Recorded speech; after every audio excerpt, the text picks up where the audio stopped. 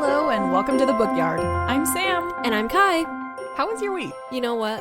My week was pretty good, except yesterday, I'm just diving right in right now. Yesterday, I went to my grandparents' house for like an Easter dinner situation, and I was swinging on the swings with my sister, and we were doing a contest to see who could swing the highest, and it was like one of those plastic swing seats, and I'm swinging, and I'm like propelling forward, and the seat just straight up breaks in half, and I flew through it, and my pinky's all blue and disgusting and really warm. No, it is. It's really warm. She keeps putting it on my arm, and it's kind of like, oh no. So that was my fun news. How was your week? What's up? What's new? My week was actually so fun. Okay. Obviously, still getting used to the new job. Yeah. So very fun. Listen to me say some crazy words, and you'll know that like now I'm in a different spot. Okay, I'm ready. Expense report, Slack, Teams, crazy stuff. I talked to you on Teams all day. I know. We actually, you know how we were all really devastated that we had to not work together? We're just constantly on Teams now because we still work for the same organization. So I'll be sitting there doing other things, and it's just like, ding, ding, ding. I've been training a new guy, and Sam came and scoped it out and helped him for a minute. Yeah. And Sam was like, oh, well, if you ever have any questions, Kai can Teams me. And he was like, oh, I noticed she's on Teams a lot. Did we ever use Teams when we worked together? No. But you know what? I sit there, and the people who are like my legit employees will be like, I'm so sorry I'm interrupting your conversation. And I'll be like, yeah, it's super important. In all It's really fairness, just though, I'm using Teams a lot because we're upgrading systems with our organization, and so I'm on there a lot working on that. So that's true. Almost all of my like stuff comes through Teams, so it's fine. It's a multi-purpose thing. Yeah. But anyway, that was super fun. And then today Kai got here, and we logged on to our Spotify, and we got our first comment. it was on actually one of our episodes. really It sweet. was so cute. We honestly, I didn't think I would be so excited about it, but genuinely, I was like, oh my gosh. Someone who I don't know is listening to our podcast, and they really liked the episode. And they like thanked us. It was adorable, actually. It was so cute. So leave a comment because it will make me cry. So my week has been really good because of that. Yeah. So today we are going to talk about something that we have been so excited about for months now. Yes. And that will be a continuing series, possibly. Mm-hmm. We are going to talk about what we like to call the best and the worst. So we have a lot of favorite bookstores. You know this because you've listened to our other episodes, haven't you? Shout out our bookstores episode. Yes, especially in Utah County. Yep. So go listen to that episode if you want to go to some really fun bookstores. Mm-hmm.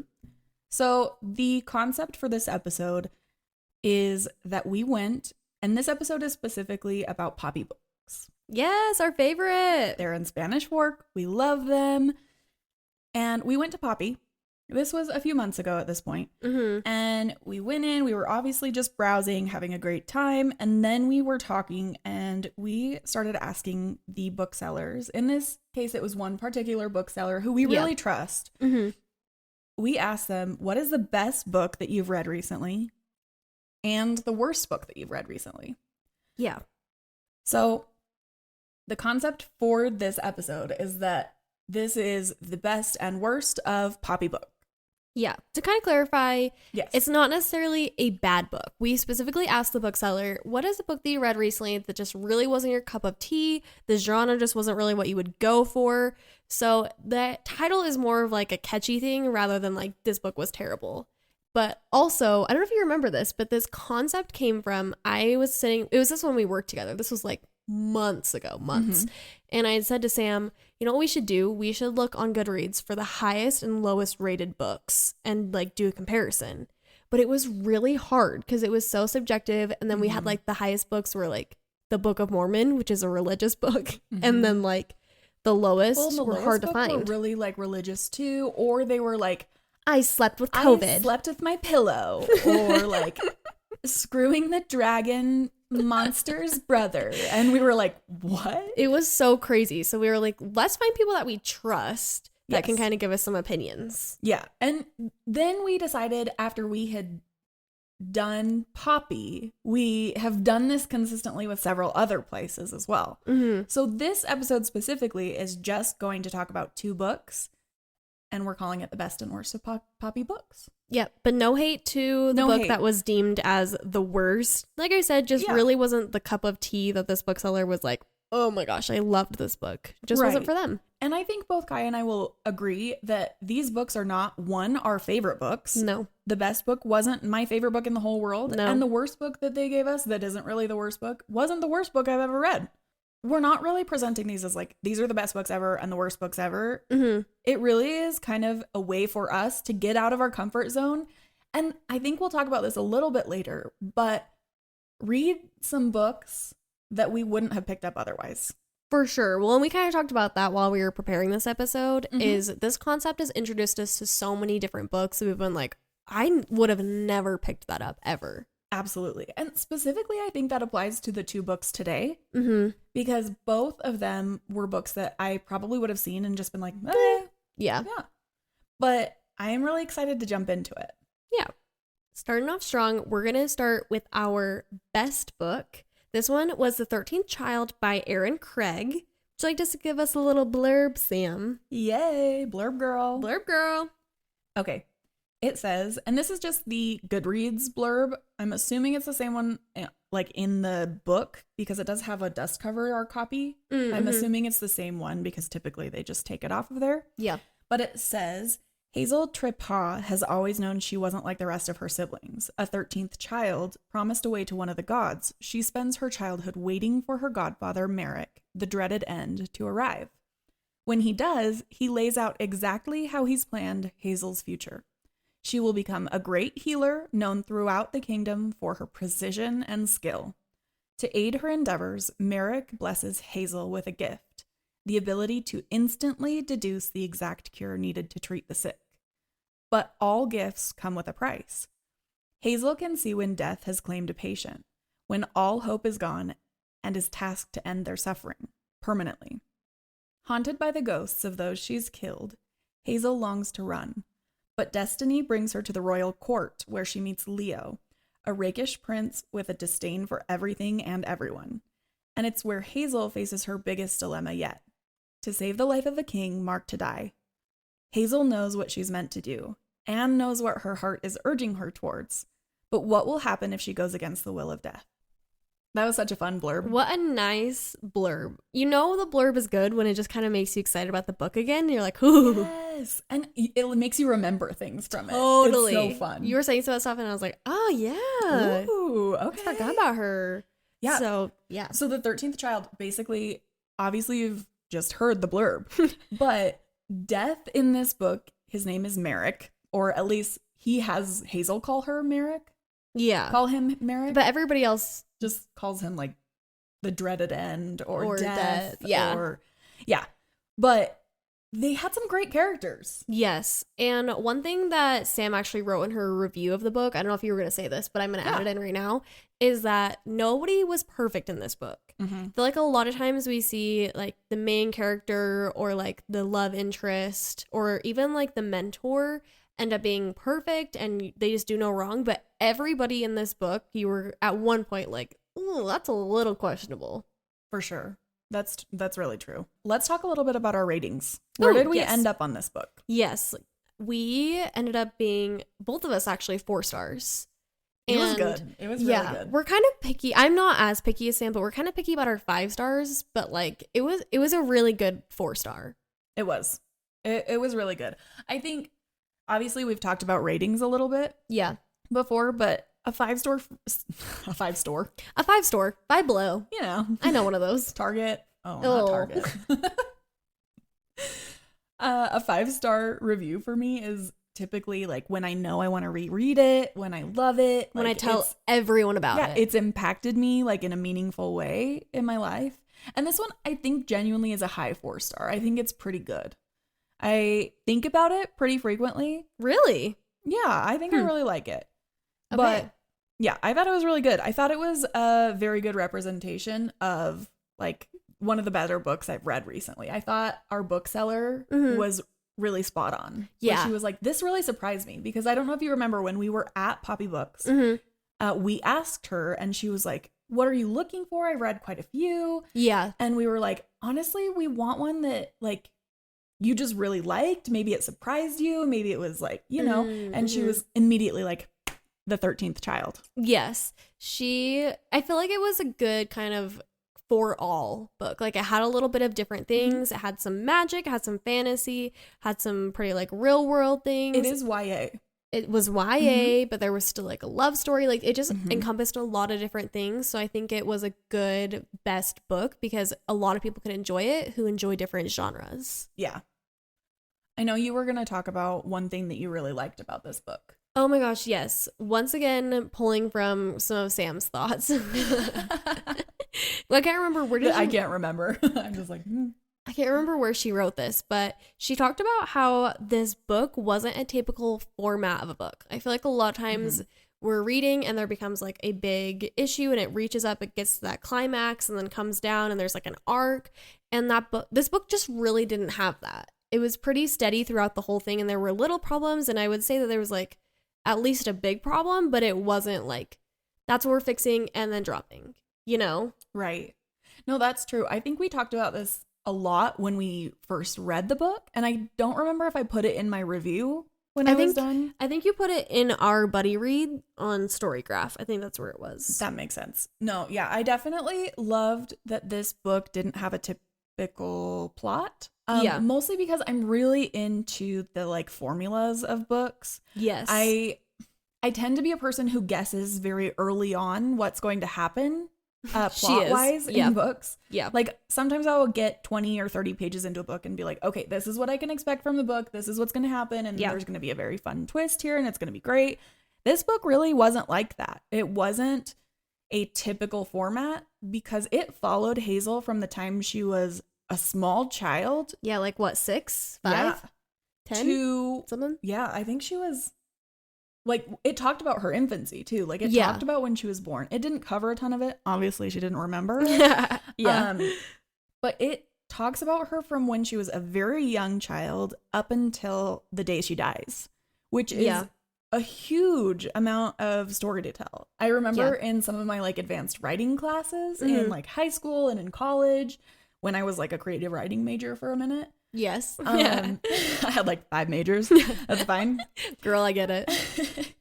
I remember in some of those classes, they would be like, okay, one of the most like poignant tips we can give you when you are writing a story is you need to start it as close to the action as possible. If you can keep your story within like 48 hours, it will be amazing. That's so interesting because this book, you said, spanned through her whole life, but I didn't feel like there were any like lulls in the story where I was like, I'm just really not into this. Like, I've never had one of those moments. It really kept my attention and I was excited at every point because I would be like, okay, we're getting to this story. This is the story, you know? And then I would get to the next part and I would be like, oh my gosh, this is the story. And then I would get to the next part and be like, no, this is the story. The whole thing was the story. The whole thing was the story. And it honestly was so good. I loved it. It was a really good book, yeah. One of the reasons, and I did some deep diving before we did this episode here, that I think we get this strange plot is because Aaron Craig is actually known for taking classic like Grimm's fairy tales and turning them into books. So what book was it? This is actually based on a classic fairy tale called Godfather Death. Oh, Sam kept this little secret from me, so this is fresh to my ears as well. It's super fun. I had no idea when I read it, and I think it's kind of cool because now going into Aaron's other books, I feel like I'll be like, oh my gosh, whoa, what's the story going to be about? Yeah. But going into it without knowing that it was a retelling of a classic like fairy tale, I think is kind of fun because we had no context for it. Oh my gosh. So I do want to talk a little bit about the original fairy tale that it's based off of, Godfather Death. Yes. So Godfather Death is obviously super old. It talks about kind of the same concept. A very poor like fisherman doesn't really have any money to take care of his children. Which is the same situation that Hazel's family's in. Right. They're really poor. What does her father do? I don't remember. Raises like livestock or something like that? Like I can't remember. I don't remember. All I remember is that her mother's a B word. Lent is over, by the way. I'm hot off Lent, and I'm still having a hard time. I'm watching my language. I'm sorry. No, it worked. It didn't work for me, obviously, but it did wonders for you. It kicked in like the last week. So in this original tale, like this poor fisherman, he can't provide for all of his kids. He asks Death to be the godfather of his 13th son because he believes that Death is very honest and reliable. And the godson becomes a doctor. He learns from Death. He he learns very specifically that Death treats everyone as equals, regardless of whether they're rich or poor or any of their other like conditions. Death treats them equally. Yeah. Then the physician in this original fairy tale, because obviously they were pretty dark, he wants to save the king's life. He tricks Death into believing the king is still alive by moving him when Death is standing beside him. And so he like saves the life. So I don't know how he does it in the original fairy tale, but he tricks Death in some way. Gotcha. You guys should have seen the look I just gave Sam. Like, I was like, what? We're going a lot of Google here because I haven't read the original one. How dare you? I know. So then after he cheats Death, basically, the physician tries to save another person's life by manipulating Death and like making it seem like she's fine or all these things, right? Right. This basically leads to Death taking the physician into his cave filled with candles. Oh, where each represents a person's life. Yeah. The physician's candle is shown to be very short because Death has decided he's going to die. Oh my gosh. Okay. So when the physician or the doctor, the position. Which one? When the doctor. Missionary? Yes.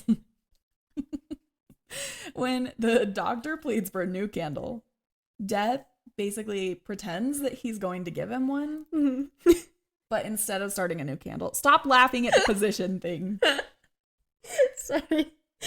So basically, Death pays the doctor back by kind of like showing him that he's going to give him a new candle that's like long and filled with life and all these things. And tricky. He actually just puts the candle out and the doctor dies. So obviously completely different, right? Yes. But we get this concept that Aaron Craig has based the 13th Child off of, and it's very vivid. We get the best parts of the old fairy tale. We get Death's cave filled with candles. Which was a really pretty part. It really was. And like the respect that he holds for every life, that he treats everyone equally, and that he doesn't take joy in their deaths, but he knows that everyone has to die. Yes. But we also get this part where Aaron Craig paints such a beautiful relationship between Hazel and her godfather.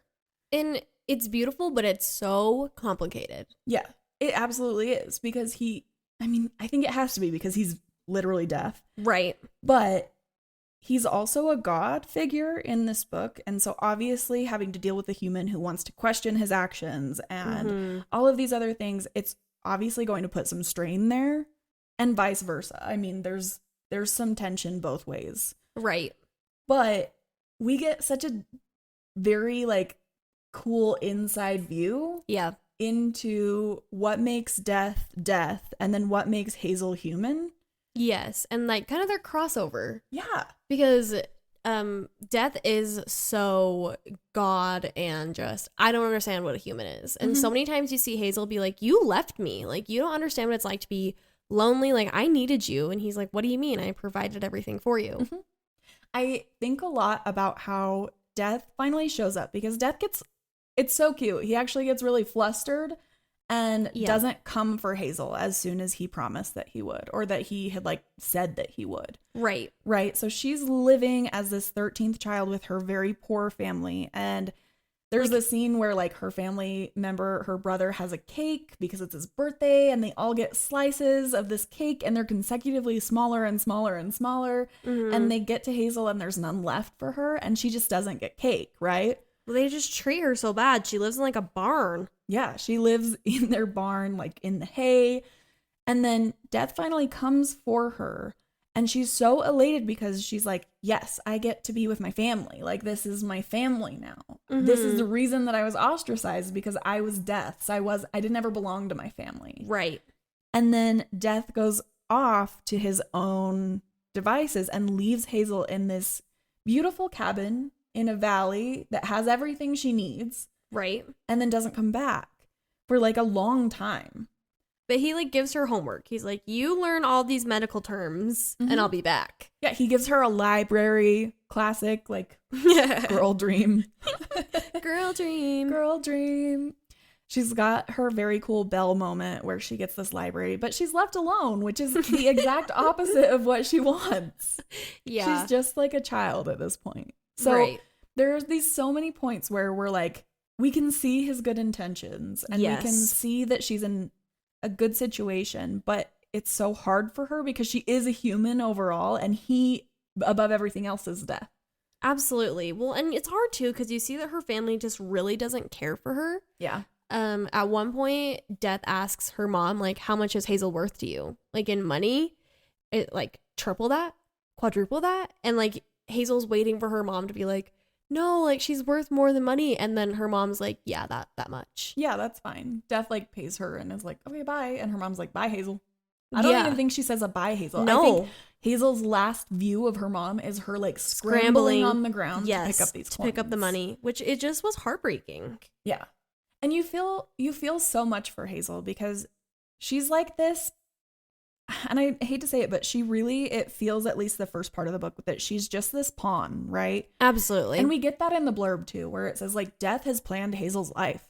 And in this case, Death has provided Hazel with 3 lifetimes. He's given her 3 candles, which is amazing because he genuinely loves her. He feels so much towards her as basically his daughter that he provides her with these 3 candles.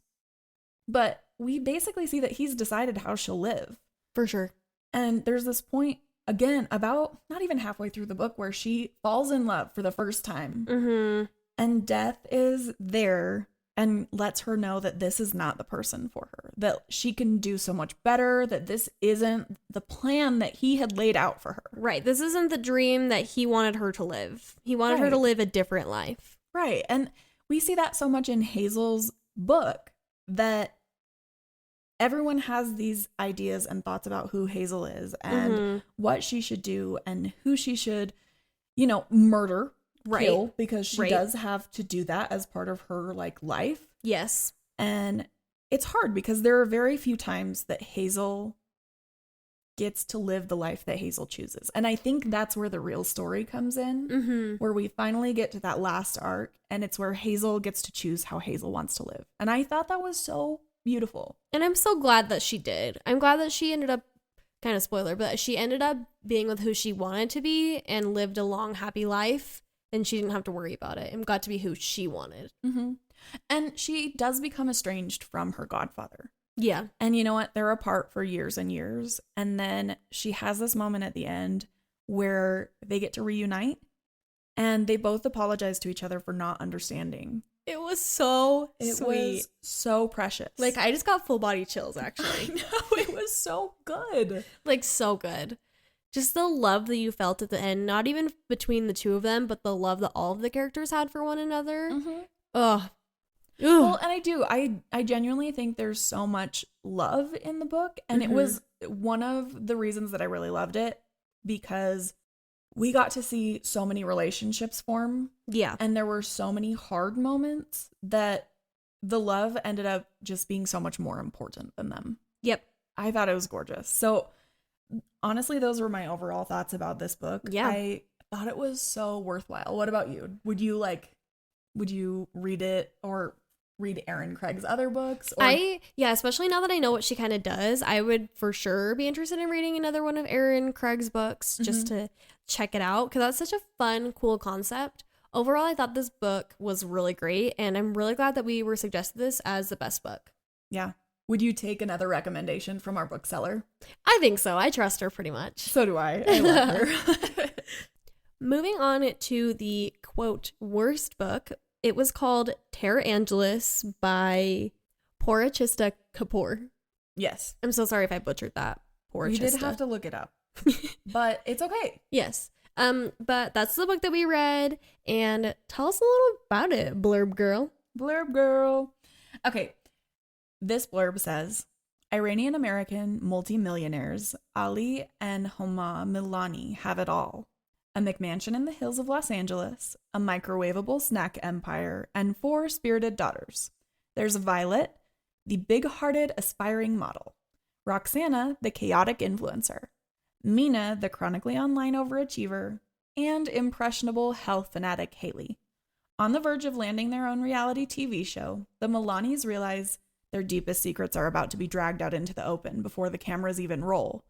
Each of the Milanis, even their aloof Persian cat, Pari, has something to hide. But the looming scrutiny of fame also threatens to bring the family closer than ever. Dramatic and biting, yet full of heart, Tehrangeles is a tragicomic saga about high-functioning family dysfunction and the ever-present struggle to accept one's true self. Sorry, that last sentence of like high-functioning family dysfunction it really messed me up there, but That's okay. Also, if you guys haven't noticed, Sam's been Blurb Girl yeah. Sam has been Blurb Girl a lot recently because there was one episode. What episode was it? I can't remember. It was like 3 episodes ago, but I was trying to do the blurb and I was getting so frustrated because I was just illiterate. So Sam's taking over for me. I was like, I need a break. And that's okay. Honestly, it's like a lot of fun pressure. Unless I read it beforehand, I'll be like, oh my gosh, I've never said this out loud. I just read it. Yeah. Which I think a lot of readers do, where they'll just be like, wait, what? Well, and I'm just so like in my head, if I don't know how to pronounce the word, I'm like, Exactly. So anyway, but our ratings for this book, I gave it a 1 star and Sam gave it a 2.5. Yeah, we were very different on this book. I thought it was interesting. I'm so excited to dive into this book because I read it. Like, I have it here, hardback book, but Sam did audio. And I think that we just took such different things from it, but not even that. I think we just had such different thoughts about the book in general. Yeah, I would agree. What are your thoughts? Okay. My thoughts. This book, I was not the target audience. For sure not. It just wasn't for me. I felt like it was very tone deaf in a lot of ways.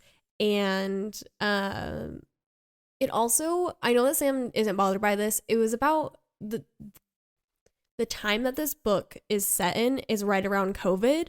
Yeah, so it's contemporary, like right in 2019 leading into 2020. And, you know, cool, fun, but I just am somebody who likes to read to kind of escape and not think about things, as we see when I manically read a million books. So it's kind of hard for me to dive into this world of thinking about COVID again and not seeing people and how isolating that was. And I just don't know that I was wanting to read something like that. I don't know, what were your thoughts? I had a lot of thoughts. I think the format we read them in did change a little, and I had the hard copy with me for a few weeks, but with this whole new job thing, it's been really hard for me to sit down and physically read. Right. So I've had this uptick in my audio like reading. She's flying. I get in her car sometimes and the speed is like 2.5. At the beginning it's like it genuinely is really bad. I had this one a while ago. I can't even remember which book it was, but the narrator talked very slowly. And it's totally fine. I'm generally okay with that. Yeah. But it was like a longer book too. I think it was probably like 25 hours, 30 hours. And I was like, no, like she's already talking so slow. I need to just like speed it up. So for that book, I like turned my speed up to, I think, 2.2. And I started the next book and just didn't even realize that it was at 2.2. So now every time anyone gets in my car, my book automatically starts, and it's legitimately just like. And Sam always goes, stop! I'm always like, wait, no! Because it starts before I'm ready to pay attention. And it goes so fast that if you miss like 20 seconds, you're doomed. You're doomed. You're like a chapter in, you know? But I definitely was there. Listening to this book was very interesting to me because I wanted to read it, and then I just had this sense of dread because Kai read it before me and she was just like, it wasn't great. And I knew that this was like the book that didn't live up to our booksellers like hype, and she really wanted to like it. then again, I really like contemporary fiction. Yeah. So I had these mixed expectations and I was just like, I don't know where I'm going to stand with this. But I think the audio really helped me in this book, specifically because of the way that the narrator portrayed the different girls. Yes, I think that could have helped so much. So they were really hard characters. They were insufferable. Genuinely, it was hard to even want to continue listening to their stories. But we were looking at it again and we realized that this started as like a satire, right? And yes, this is like a satirical book. So these characters should be ridiculous to us because they are just so absolutely self-absorbed. Yes. And all of these things that are just so hard to deal with. And the audio really like doubled down on it. Yeah. The audio of this book genuinely was like, I'm trying to think of like a sentence that I could say in like the accent, but it was so LA in the like most stereotypical, like hurtful way. Yeah. And that it was just like, Roxy, what are you doing? Like, I am not going to get COVID because I'm rich. Absolutely. It was just the accents really like brought to the forefront of your mind that like these people aren't like shouldn't be taken seriously because they're so exaggerated that like it isn't something that can be taken seriously. They were really hard characters and I really struggled through the first part of it. But then I think they talked about a lot of things that I've never experienced, especially ideas relating to identity. And I think the hard characters really brought it out for me in the books because we're going to talk a little bit about this. Let me just say these four sisters are very different from each other. Right. Roxanne is like the main like motivating factor for this family. They want to be on their own reality TV show, like akin to the Kardashians, right? Exactly. But like they're supposed to be like immigrants. Like right.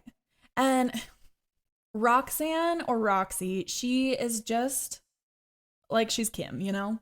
She's the one that like draws attention and she wants like to be the forefront of everyone's mind. She wanted to be a model, but then like they were more drawn to Violet because Violet is more like naturally beautiful and all these things. But Roxy is like out there and just like she's the personality hire of the family basically. Well, and she also is one of the like family members who struggles the most with her identity of being Persian. Yes. It was hard because Roxanne in this book tells everybody all throughout school that she's Italian. Because she feels this sense of like shame towards being Iranian. And it's so hard because that's something that like really hit me in a way that was like so sad, but I know is the reality that a lot of people face. Right. Right. Like I am married to an immigrant. And it would break my heart if for one, like at one point in his life, he felt that he had to lie about where he was from because he was afraid of the consequences of that. Right. And this family does face that because obviously in 2019, there's this looming sense that the United States is going to go to war with Iran. Right. Again. Right. Yes. Like, and they're having this big moment where they're talking about how this TV show is going to be great for them and how they're going to be the first Iranian family to have their own reality TV show in the United States. And Ali, the dad, is so excited about it. And you can tell that Roxana is so deeply uncomfortable with this because her whole life she's been hiding from the fact that she's Persian. Right. Well, and their whole family back in Iran is kind of like, what are you guys doing? Yeah. Like they like hear about it and they're like, why are you doing that? Well, and their dad has refused to go back to Iran. Because in his brain, he's American now. And he also ran from this identity. So there's just this huge theme that while you're listening to the most unbearable people talk, no, for real, like genuinely unbearable people, you also feel so, or at least I did. I felt so sad that was the reality that they were living in. And I think that was very interesting for me because in this book, Roxanne specifically talks about how COVID really doesn't matter if you're rich. Right? Right. And she's living this life where she's just like, things that I do don't have consequences because I'm wealthy and because we have all these possibilities because of like our richness, because of our wealth. Right. Well, she has this moment where she's been like, we've been locked down for so long, let's throw a party. And she goes to her on and off boyfriend, Damon, and she's like, let's throw a party. He's like, COVID's going on. She's like, I know. And he's like, no, my uncle's literally like dying. And she's like, but yeah, you're right. Everybody like thinks it's a bad idea. And he's like, but that's why we love you. You're just crazy. And then she has a party. Like a huge party in the middle of COVID. Like, what celebrity were they saying that was going to be there? They were saying Cardi B was there, and then it was actually just like an impersonator, and Doja Cat was there. Yes, yeah. So like super modern or whatever. It's just like Doja Cat. It's so funny because you're reading it and you're like, wait a second, this is real. These are real people.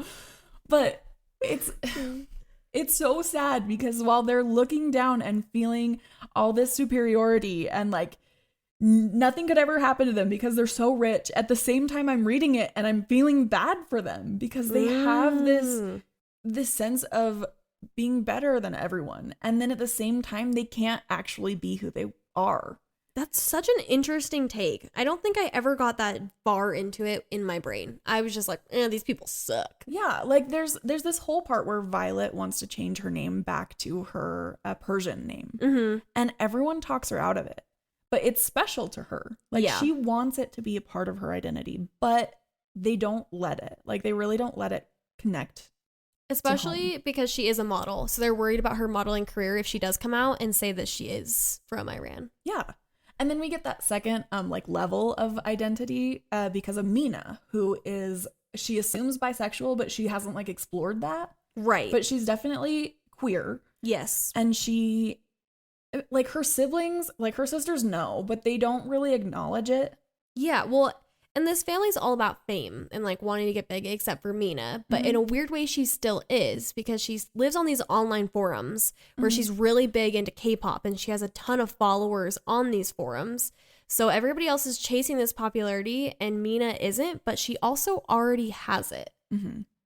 Yeah. Well, and Mina, I think, was the most likable character. Absolutely. I mean, I think obviously, like she was just the most likable character. Yeah. There's this part where she hears on social media that, and I don't know if you remember this part of the pandemic, where everyone went outside at like a certain time and like banged on pots and pans. I heard about that online and I thought it was so fun. Did you do it? I didn't. Oh. But she's talking about how she's banging these pots and pans, and then her Violet comes and talks to her and is like, what are you doing? And she explains the concept. And Violet's like, who's even going to hear you? Yeah. And Mina has this realization that she doesn't really even live in reality. She doesn't live in a neighborhood. She can't like be in solidarity with everyone because she really doesn't live like everybody else. She already is in solidarity. Yeah. So I don't know. There are so many, I think, different levels to it. I obviously thought that it was satirical and that like you genuinely, I don't think, can be that stupid. Which it was such a relief once I read that that's what it was supposed to be like. Right. But I don't know. I thought that there were some like really fun insights that I couldn't rate it like lower than what I had. There was also this one part, and this isn't typically something I would like lean towards talking about in like on our podcast. Obviously in like normal life, I'd talk to you all about it. Okay. But there's this part where we see this other aspect of like the COVID pandemic moment. Okay. Where everyone's online. And we get all these people who start talking about how vaccines are not real. Oh, okay. And how it really just like became very confusing for a lot of people. Right. And, you know, people who generally thought about themselves as very rational human beings were being like talked to in so many different polarizing ways that it started a lot of like political divide, which already existed in the country. Absolutely. But it absolutely like it absolutely exaggerated it. Yes. Haley, the youngest daughter in this book, is definitely on this like pipeline that we see pretty frequently in reality. Yeah. Where certain parts of our society lead to other things, right? Yeah. And I'm not going to say that in like a generalized sense, because I know that that's not like the case in all like moments. But Haley goes from this girl who loves fitness and loves health and loves to work out every day to this person who starts questioning vaccines and saying that a disease that is very prevalent isn't real and starts questioning things that really are just like hard, right? Yeah. Until one of her own family members gets sick with and she's like, COVID. oh. And then she's like, oh my gosh. Yeah. Oh my gosh. Because it's all of these girls in some way are not living in reality. Yeah. And I would say the parents as well. Each one of them kind of has their own moment where they're like just completely out of it. Like they just are in their own worlds.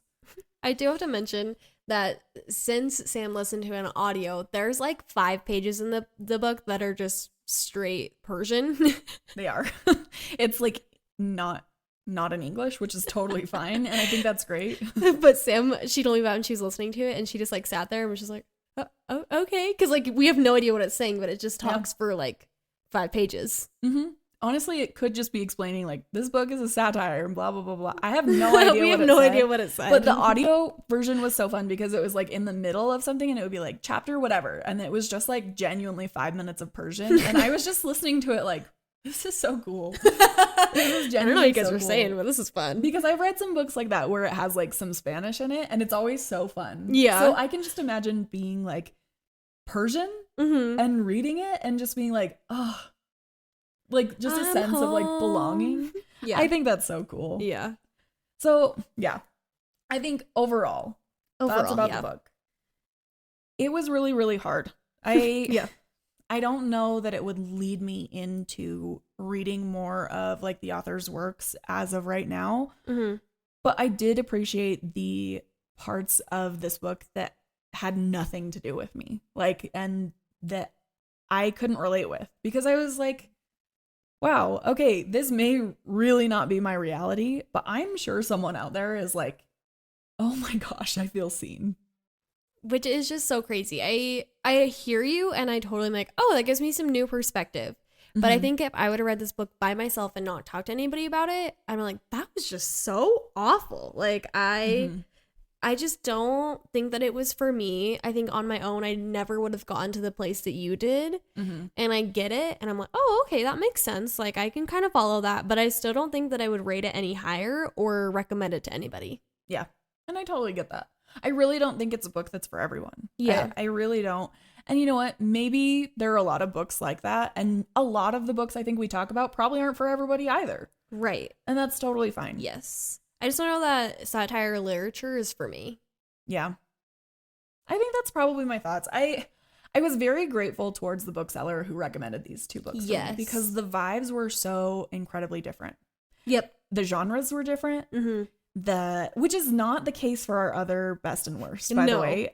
We obviously we'll have to talk about this, but season 2 has some awesome stuff coming. If there's gonna be a season 2. Womp womp.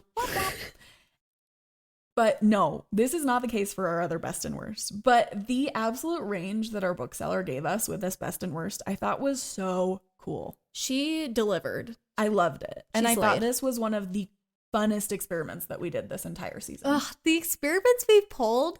Yeah. Give me a lab coat, guys, for real. We're scientists. Women in STEM. We are women in STEM. All right. Well, next week we're going to go back to our 3rd episode where we pitched a book to one another, and we're going to talk about how reading that book went and kind of our insights on it. And then we're also going to find out if we'll be back for a season 2 and kind of what our future looks like. If you liked today's episode, you were in luck. We post every Monday for at least another week. And to get your fix throughout the week, you can follow us on Instagram, TikTok, and YouTube at The Bookyard Pod. We'll see y'all next week. Bye. Bye.